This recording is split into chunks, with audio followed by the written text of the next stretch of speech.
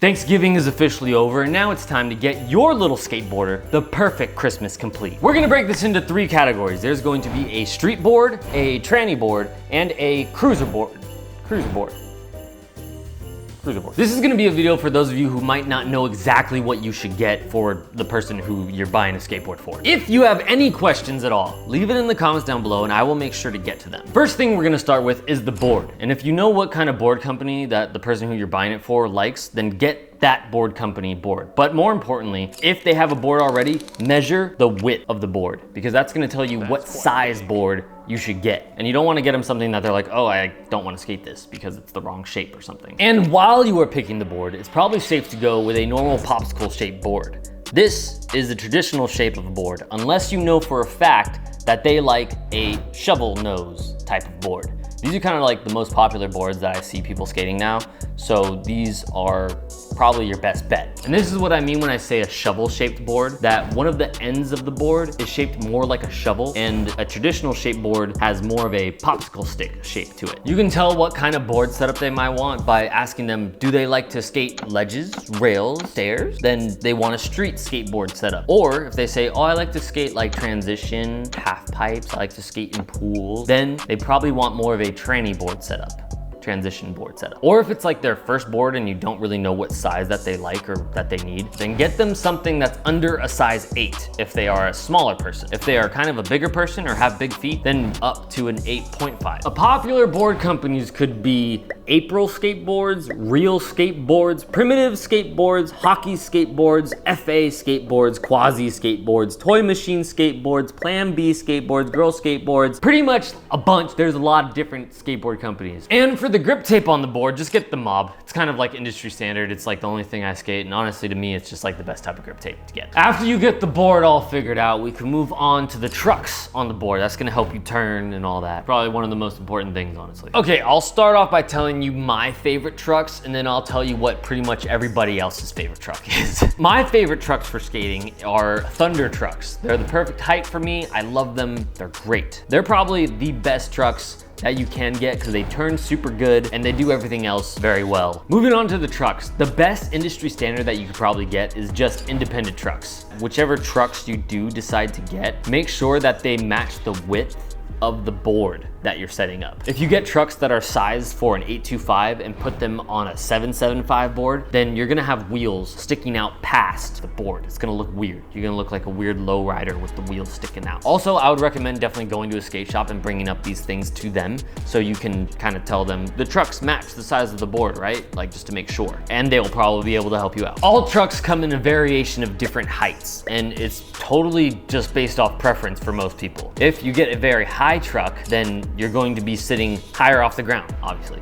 And you're going to be popping your board a little bit later than if you were to get a lower truck. So if they haven't been skating for a super long time, then the height doesn't probably matter as much as the width of the truck matching the board. The next thing that you're gonna pick out are some wheels. Wheels come in different densities, like how hard they are. And if you're skating street stuff, you probably want a harder density wheel. And that is because when you're doing nose slides, tail slides, you're gonna have your wheels sliding against the ledge, and you want your wheels to be able to slide more. And when they're harder, they slide a lot easier. So when you're picking a street skateboarding wheel, get a harder wheel, because the harder that they are, the more that they will slide when they're doing nose slides, tail slides, or just going down a hill doing a power slide. And that is what you want with a street skateboard setup. And it sounds cool. It sounds like, sound like when you go downhill, you or you're like, when you have soft wheels, it sounds like.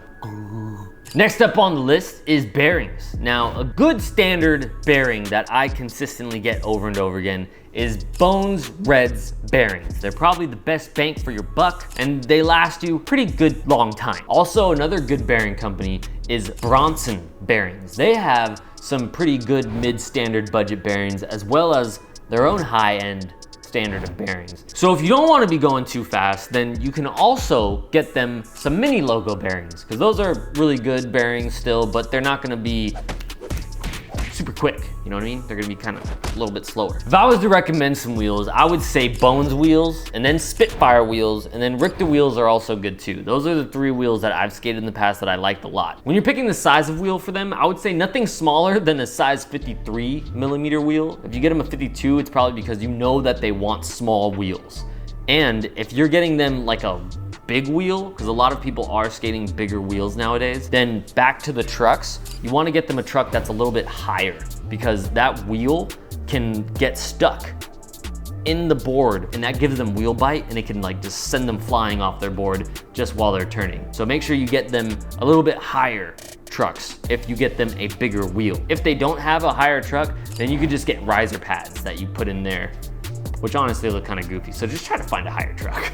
The last thing that you need for your board setup are bolts. And honestly, this is like the least important thing. Bolts, you just get some Phillips bolts, because that's probably the easiest thing to find a tool for. Ready to go. But there's one more really important thing, but I'll tell you after I finish the other board setups. And also, if it's a street skateboard setup, some much appreciated little accessories that you could use are like some wax that you use to rub on ledges and rails so you can slide on them. If they're learning street skateboarding, they're gonna be doing a lot of flip tricks and they're gonna be breaking their shoelaces. So some skateboarding shoelaces that last a lot longer, that don't break as easily.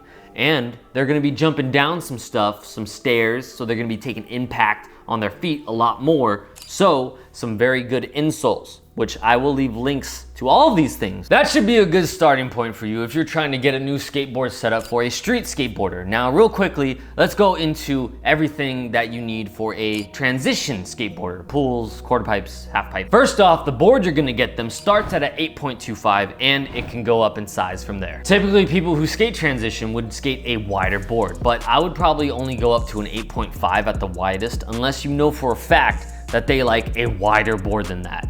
And if you know that they like a different shaped board, then try to sneak a photo of it and then go to a skate shop and try to match the shape of the board. And when you're picking out the trucks for them, I would just default to like some independent trucks, but make sure that the independent trucks match the width of the skateboard that you're getting, because that's obviously the most important thing. And usually you're gonna get wider trucks with a wider board on a transition board. So that's also very important. And this is actually important for the trucks as well. You're gonna want a higher truck because chances are that your wheels are going to be bigger. And that pretty much leads us into the wheels. When you're picking the wheels, it's completely the opposite of a street skateboard setup. Street skateboard, remember when we talked about it, we said we wanted hard wheels.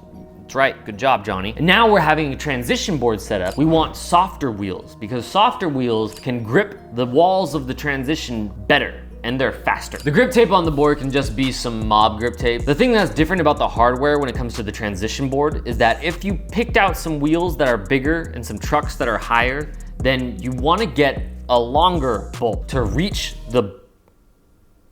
Get a bolt that's long enough to reach through the trucks and get to the nut on the other side. If you know for a fact that they are skating transition a lot and they don't have like a helmet and elbow pads and knee pads, it might be good to get them that if they're actually skating like big pools and training in that. And for the last board, when it comes to getting just like a cruiser board for rolling around on, you can pretty much get them the same thing as the street setup, but here's the main difference, the only difference really, is that you get them wheels that are a little bit bigger and a little bit softer. I would suggest some Ricta Cloud wheels, and it's really nice. But if you get really big wheels on your cruiser board, then you also want to get riser pads for your trucks so you don't get that wheel bite that we talked about before, where you turn and your wheel gets stuck to your board and it pitches you off your board. It sucks, it's the worst thing ever. But you don't want that, so you get risers. Here is the most important thing about giving a skateboarder a brand new setup, and that is do not put it together. You give it to them all in pieces, so that way they can grip their own board, they can pop their wheels in their own bearings, and they can put their bolts and trucks together all themselves. When a skateboarder does this themselves, it kind of makes it 100% their board because they put it all together there. This is my board. I gripped it myself. It's my baby, you know? This video, like all of my videos, isn't sponsored. So these are all just companies and brands that I think are good. So make sure you subscribe for more not sponsored content. Nobody sponsors my channel. If you have any questions, leave it in the comments down below and I will make sure to respond to you guys because I don't want anybody getting a Christmas board set up this year that they don't want. I want you to be the best gifter. You're gonna give them a big smile. All right, so that's it. I love you guys. I'll see you in another video soon. Peace.